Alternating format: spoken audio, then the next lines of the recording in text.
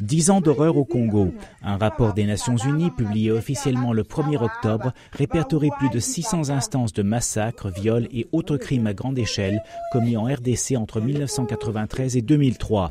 Crimes perpétrés, selon l'ONU, par les armées congolaises et étrangères, groupes rebelles et milices armées et qui ont coûté la vie à des dizaines de milliers de civils. L'ONU précise bien que son rapport n'a pas de valeur juridique et que seul un tribunal pourra classifier les crimes commis ainsi que prononcer d'éventuelles condamnations. Le document évoque la possibilité que l'armée rwandaise ait pu perpétrer des actes de génocide contre les réfugiés Hutus pendant les années 90, mais sans se prononcer définitivement. Cette hypothèse, évoquée dans une fuite aux médias en août, avait déjà porté le Rwanda à menacer de se retirer des forces internationales de maintien de la paix, notamment au Darfour. Aujourd'hui, Kigali continue d'afficher son indignation.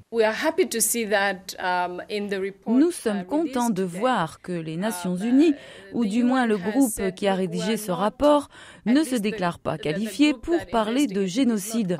Nous continuerons donc de dialoguer avec le secrétaire général, même si ce rapport reste à nos yeux inacceptable.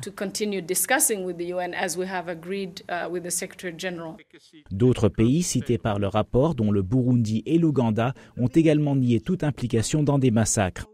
Par ailleurs, le rapport affirme que la violence en RDC aurait été accompagnée d'un usage systématique du viol et d'agressions sexuelles par les forces en présence, un phénomène qui reste d'actualité aujourd'hui.